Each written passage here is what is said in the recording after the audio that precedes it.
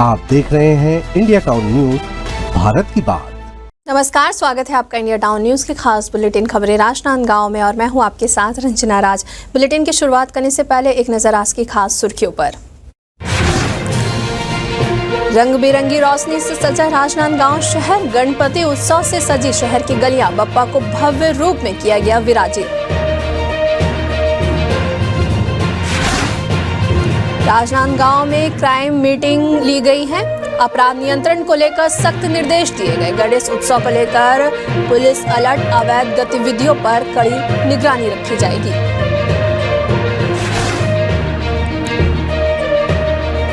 Police ने चलाया विशेष checking अभियान, राजनांदगांव पुलिस ने की संदिग्धों की कड़ी जांच। विशेष अभियान में किया गया दस्तावेज सत्यापन।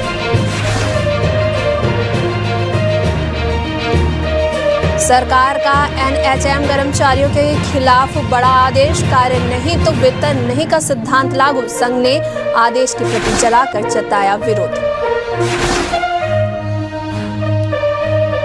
राजनांदगांव पुलिस की बड़ी सफलता, अंतर्राज्यीय महिला चोर गिरोह का किया पर्दाफाश, 4 आरोपियों को किया गया गिरफ्तार।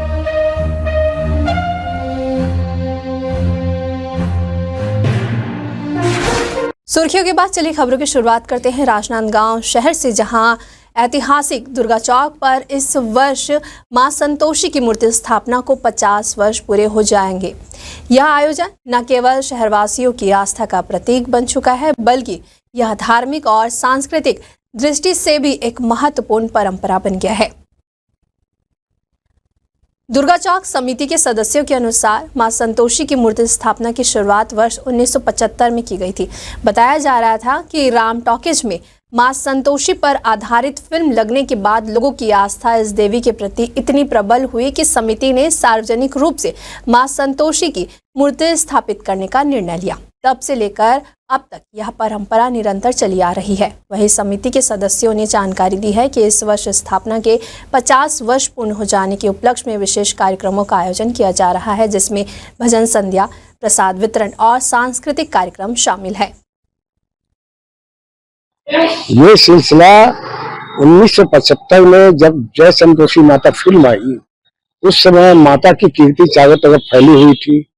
हर श्रद्धालु माता को बहुत मानने लगा था। घर घर माता संतोषी का उपवास रखा जा रहा था। इसी को देखते हुए हमारे मोहल्ले में कार्तिक बाबा थे, उन्होंने इसका उपवास किया, उनकी मनोकामना पूरी हुई।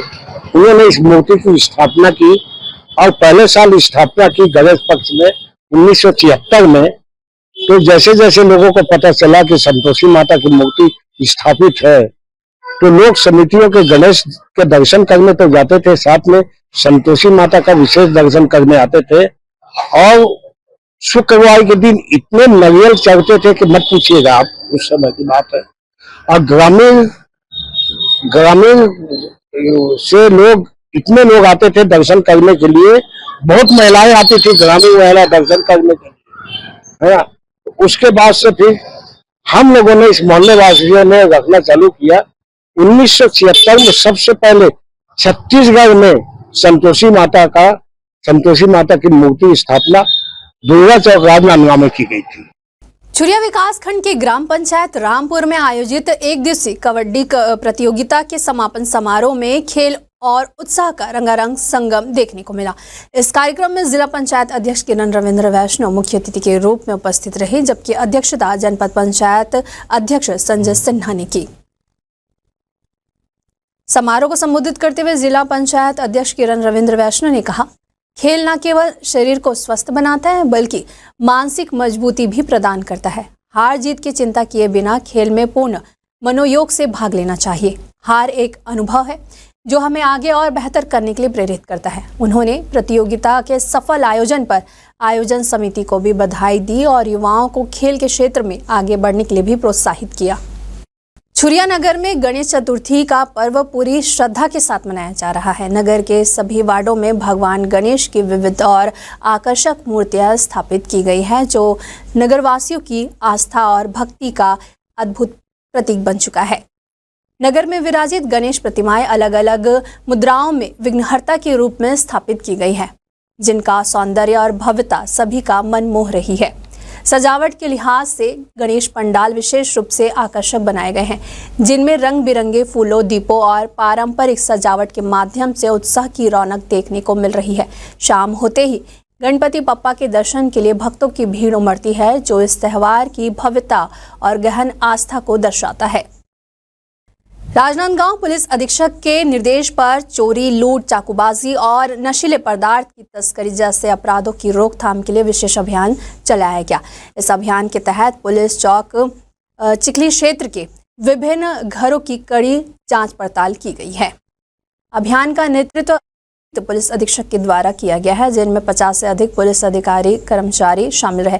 चेकिंग के दौरान मकान मालिकों, किराएदारों और बाहरी मुसाफिरों के Aadhaar card, PAN card, driving licence का सत्यापन किया गया। इसी कड़ी में थाना बसंतपुर पुलिस ने भी अपने क्षेत्र में संदिग्धों की पहचान के लिए अभियान चलाया और स्पष्ट किया कि इस प्रकार के अभियान लगातार चलाए जाएंगे, जबकि अपराधियों और असामाजिक तत्वों पर प्रभावी नियंत्रण स्थापित भी किया जा सकेगा। राजनांदगांव पुलिस अधीक्षक कार्यालय के सभागार में आयोजित क्राइम मीटिंग में जिले के राजपात्रित अधिकारी, थाना और चौकी प्रभारीगण उपस्थित रहे। वहीं बैठक में कानून व्यवस्था, लंबित अपराध मामलों की समीक्षा की गई और अपराध नियंत्रण के लिए प्रभावी रणनीति पर भी चर्चा हुई है। इस दौरान पुलिस अधीक्षक ने अपराधों पर अंकुश लगाने के लिए सख्त दिशा निर्देश जारी किए हैं। विशेष रूप से पशु तस्करी और अवैध नशीले पदार्थों की तस्करी पर कड़ी कार्रवाई करने के निर्देश दिए हैं। इसके अलावा गणेश उत्सव को देखते हुए चौक में फिक्स पिकेट्स लगाकर वाहनों की नियमित चेकिंग कर अवैध सामग्री मिलने पर विधिवत कार्रवाई करने को भी कहा गया है। वहीं बैठक में विभिन्न पुलिस पोर्टल के उपयोग और महत्व पर विस्तृत जानकारी दी गई और लाइव डेमो भी प्रस्तुत किया गया है। चलिए बढ़ते अगली खबर की ओर, जहां बीते कई दिनों से हड़ताल पर बैठे एनएचएम कर्मचारियों को लेकर सरकार ने बड़ा आदेश जारी कर दिया है, जिसे सुनकर इन कर्मचारियों की रात की नींद गायब हो गई है। दरअसल सरकार ने कार्य नहीं तो वेतन नहीं का सिद्धांत लागू करने का आदेश जारी किया है, जिसमें कहा गया है कि अनुपस्थित एनएचएम कर्मचारी को वेतन नहीं मिलेगा, साथ ही उपस्थिति ना दिए जाने पर कार्रवाई की अनुशंसा भी की जाएगी। इसी बीच राजनांदगांव कलेक्ट्रेट के सामने धरने पर बैठे एनएचएम कर्मचारी संघ ने स्वास्थ्य विभाग के मुख्य सचिव के द्वारा जारी किए गए आदेश की प्रति जलाते हुए अपना विरोध जाहिर करने की बात कही है। उनका कहना है कि जब तक सरकार उनकी मांगों पर गंभीरता से विचार नहीं करती है, उनका आंदोलन नहीं थमेगा। छत्तीसगढ़ प्रदेश एनएचएम कर्मचारी संघ निरंतर अनिश्चितकालीन आंदोलन कर रहा है। आज इस आंदोलन का 13वां दिन है। कल 12वें दिन हमारे इस आंदोलन को रद्द करने के लिए दमनकारी नीति अपनाई गई है शासन के द्वारा, और हमारे एमडीएम के द्वारा हमारे लिए लेटर निकले स्वास्थ्य सचिव के द्वारा कि हमें तुरंत ही अपने ड्यूटी को ज्वाइन करना है, अगर नहीं ज्वाइन करेंगे तो हमें पद से बर्खास्त कर दिया जाएगा। ये बहुत ही दयनीय है कि वो हमारे कर्मचारी इसमें कोई भी फैसला नहीं ले रहे हैं।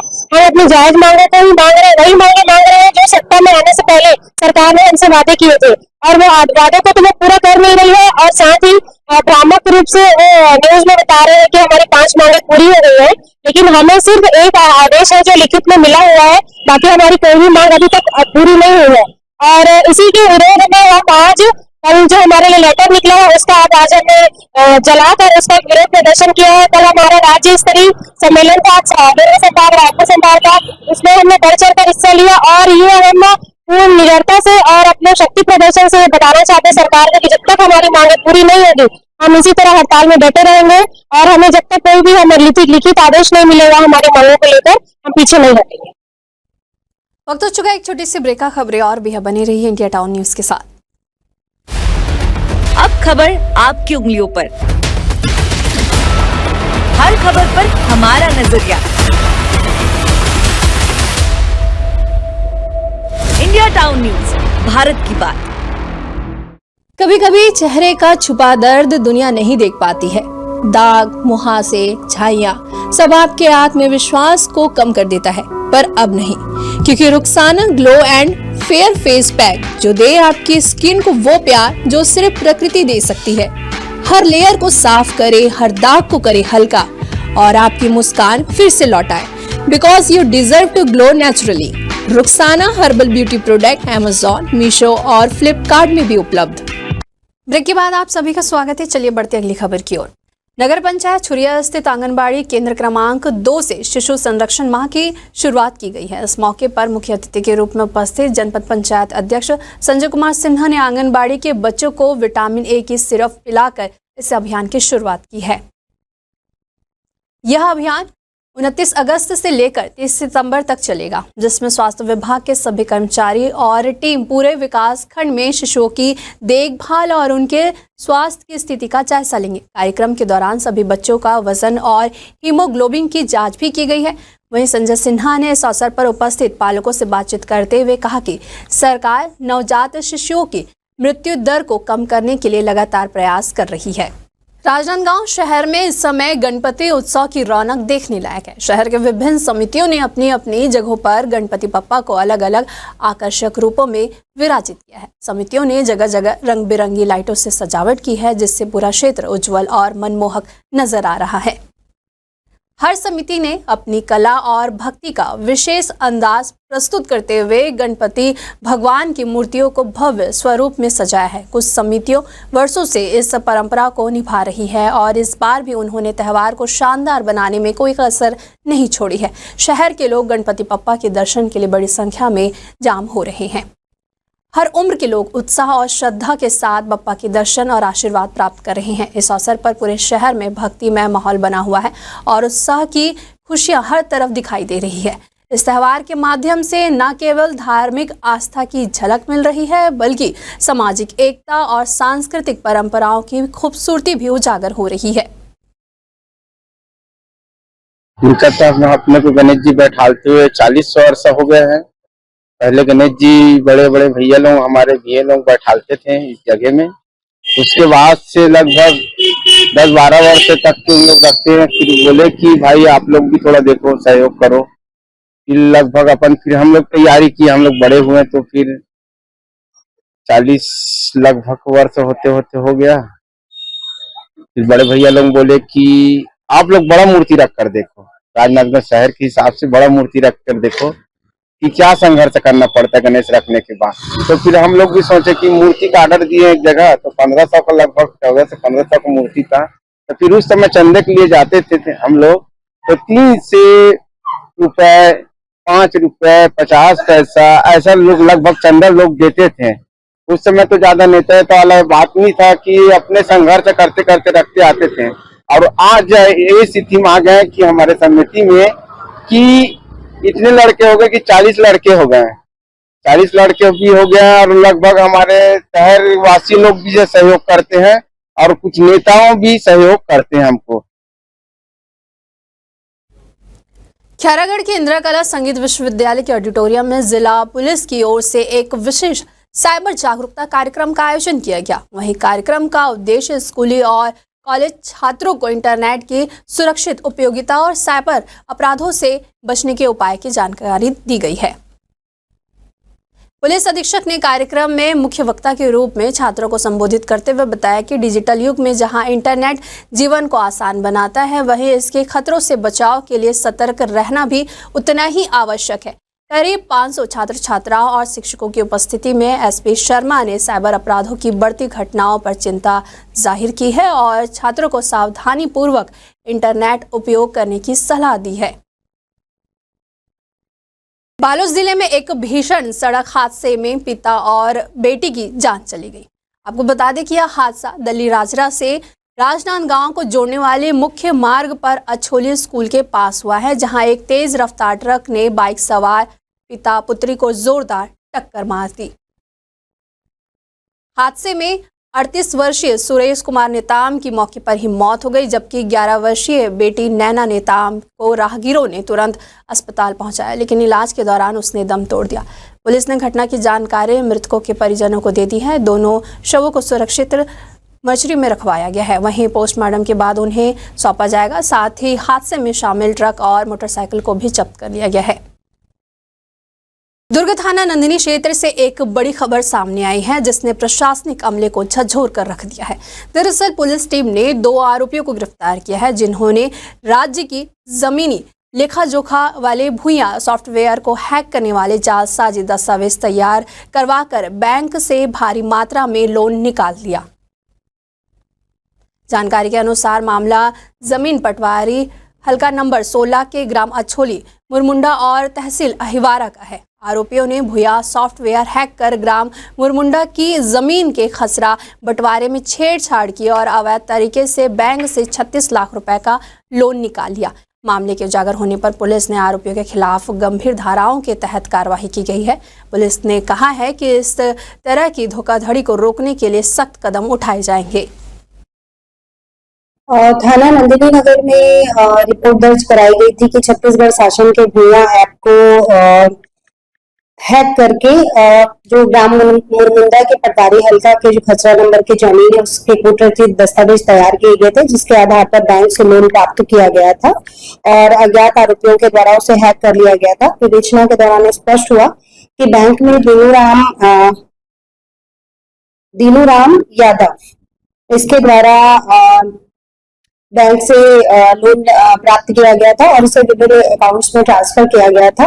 इसी अनुक्रम में नंद किशोर साहू के अकाउंट में उक्त रकम का ट्रांसफर होना पाए जाने से और जो नंद किशोर साहू के द्वारा है उसे अपने बिजनेस में उस रकम को यूज किए जाने पर आरोप सिद्ध पाया गया और प्रकरण में आरोपी नंद किशोर साहू को गिरफ्तार कर जेल भेजा गया है। चलिए बढ़ते अगली खबर की ओर, जहां छत्तीसगढ़ राज्य के 25 वर्ष पूरे होने के उपलक्ष्य में महिला बाल विकास विभाग के द्वारा छुरिया सामुदायिक भवन में छत्तीसगढ़ रजत महोत्सव का आयोजन किया गया। इस परियोजना स्तरीय महतारी मेगा हेल्थ कैंप का आयोजन ब्लॉक मुख्यालय में किया गया।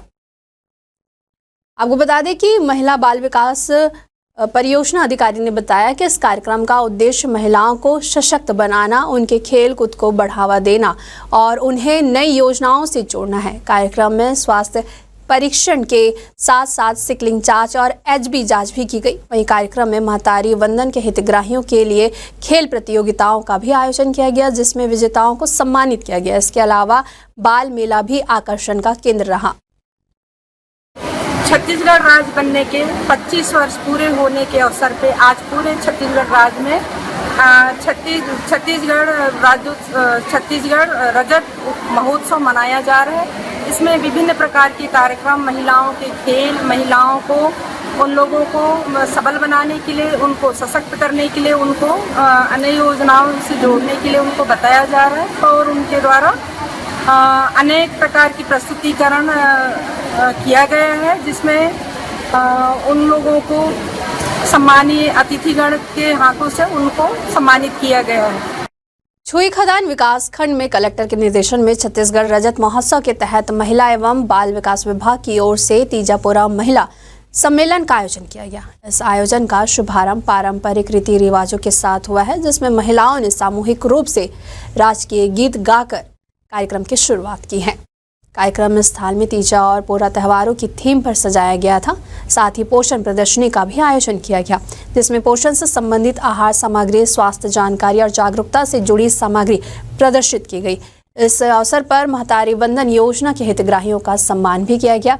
इसके अलावा जिला कार्यक्रम अधिकारी ने छत्तीसगढ़ शासन के महिला एवं बाल विकास विभाग के 25 वर्षों की उपलब्धियों और कार्य योजनाओं की जानकारी साझा की। साइबर सेल और राजनांदगांव कोतवाली पुलिस के संयुक्त कार्यवाही में अंतर्राज्यीय महिला चोर गिरोह की 3 महिलाएं और एक खरीदार को नागपुर महाराष्ट्र से गिरफ्तार किया गया है। आरोपियों ने बस में सफर कर रही महिला के करीब 2.5 लाख रुपए के सोने के जेवर चोरी किए थे। बता दें कि त्रिनेत्र योजना के तहत लगे सीसीटीवी फुटेज से आरोपियों की पहचान की गई। वहीं पूछताछ में आरोपियों ने जेवर चोरी कर नागपुर के एक सोनार को बेचने की बात कबूल की। पुलिस ने सोनार से गलाया हुआ सोना भी बरामद किया है। चारों आरोपियों को गिरफ्तार कर न्यायिक रिमांड पर जेल भेज दिया गया है।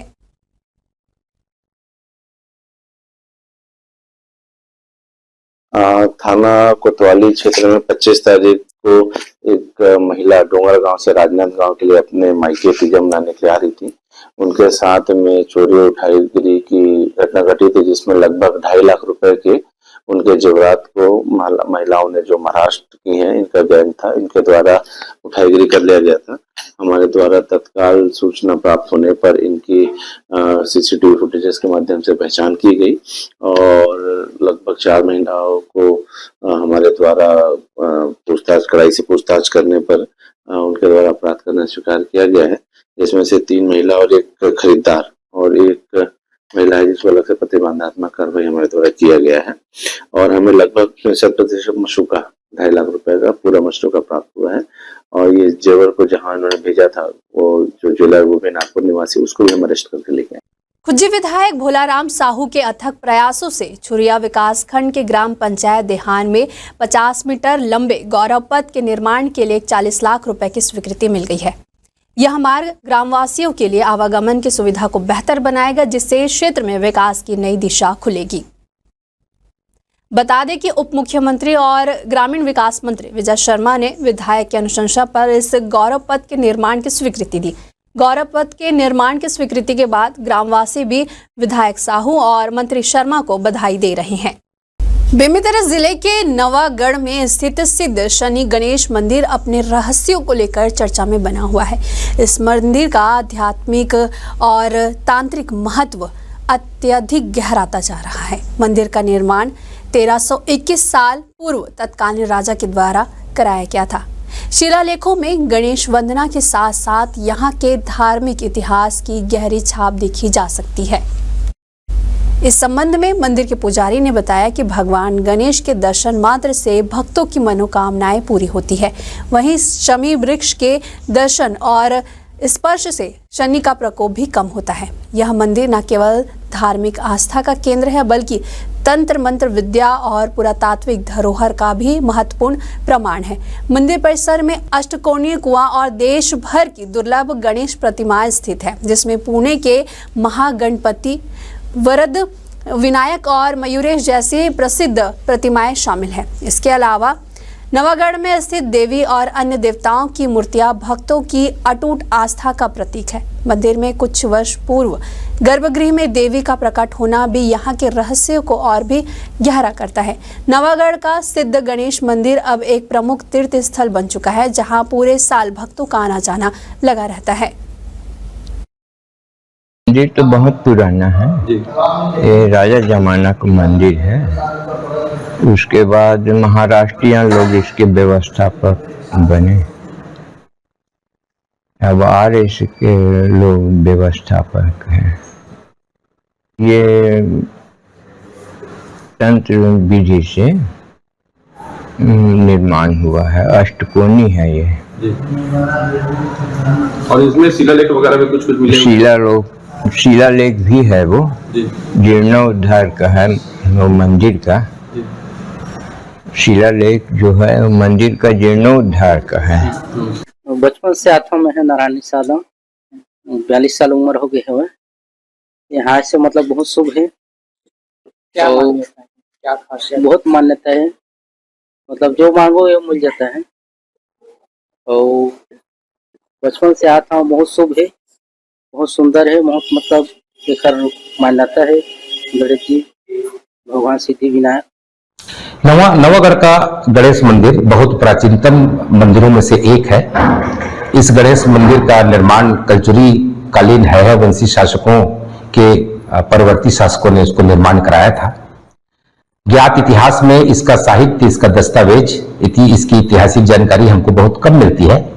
लेकिन मैंने अपने अध्ययन से, बुजुर्गों के संवाद से और कुछ ग्रंथों के स्वाध्याय से इस बात को मैंने प्रमाणित किया है। मैंने बताया है कि इस मंदिर का, इस गणेश मंदिर का जो तांत्रिक पद्धति से निर्मित हुआ है, इस गणेश मंदिर का निर्माण 704 ईस्वी के आसपास हुआ है। और इसका निर्माण नवागढ़ रियासत के जमींदार, या जिसको उस समय में राजा कहते थे, राजा नरवर शाह ने निर्माण कराया था।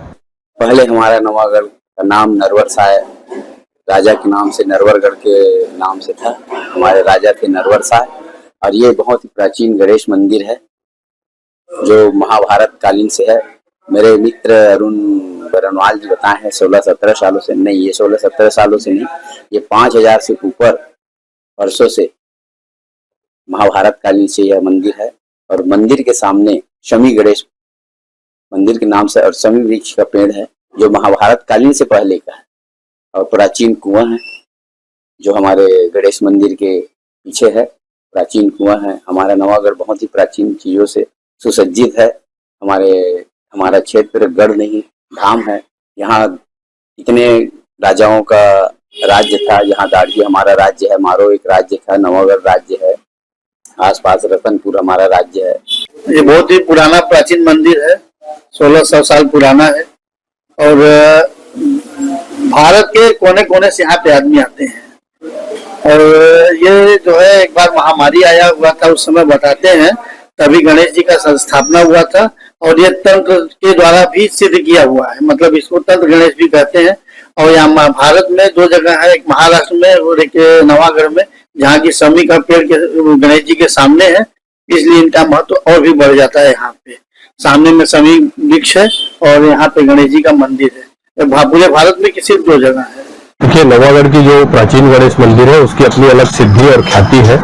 धर्मशास्त्र विधान में बताते हैं कि नवागढ़ में जो मंदिर है वो अद्वितीय है, क्योंकि मंदिर के सामने समी के वृक्ष के साथ साथ सारे वे देवगण मौजूद हैं जो जिनकी अपनी धार्मिक मान्यता है। नवागढ़ के मंदिर के बारे में कहा जा रहा है कि अविभाजित मध्य प्रदेश और छत्तीसगढ़ का इकलौता ऐसा तीर्थ स्थल है जहाँ आने के बाद लोगों की सारी मनोकामनाएं पूर्ण हो जाती है।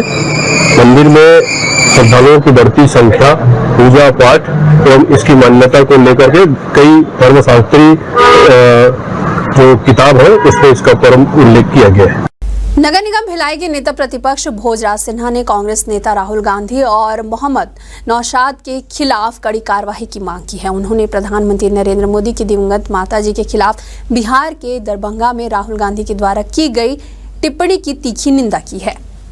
भोजराज सिन्हा ने इस बयान को सनातन धर्म पर आघात बताते हुए कहा है कि ऐसे शब्दों का इस्तेमाल करना किसी भी परिस्थिति में स्वीकार्य नहीं है। सिन्हा ने थाना प्रभारी को एक ज्ञापन सौंपा है जिसमें उन्होंने राहुल गांधी और मोहम्मद नौशाद के खिलाफ आपराधिक मामला दर्ज करने की मांग की है। कल दिनांक 28 तारीख को बिहार के दरभंगा जिले में कांग्रेस पार्टी व आरजेडी के द्वारा एक संयुक्त मंच पे अपने भाषण के दौरान देश के यशस्वी प्रधानमंत्री जी को अभद्र मां की गाली देते हुए एक वीडियो आज मेरे मोबाइल पर माननीय देश के गृह मंत्री जी के द्वारा खेद प्राप्त वाला बाइट और लिखित में बयान पढ़ने को मिला और वीडियो पूरे दैनिक समाचार पत्रों के मार्फत से देखने को मिला, जिससे निश्चित हम भारतीय जनता पार्टी के लोग, इस शहर के हम भी जनप्रतिनिधि हैं और किसी भी जनप्रतिनिधि को इस प्रकार से मां की गाली देना और उनके बारे में गलत टिप्पणी करना और भी देश के यशस्वी प्रधानमंत्री को गाली देना निश्चित कहीं ना कहीं बहुत बड़ा अपमान है। और ये इस प्रकार की राजनीति कहीं ना कहीं पूरे देश को एक दिशा की ओर, गलत दिशा की ओर ले जाने का काम कर रही है। हमारे खास बुलेटिन खबरें राजनांदगांव में फिलहाल इतना ही। मुझे दीजिए इजाजत, नमस्कार। आप देख रहे हैं इंडिया टाउन न्यूज, भारत की बात।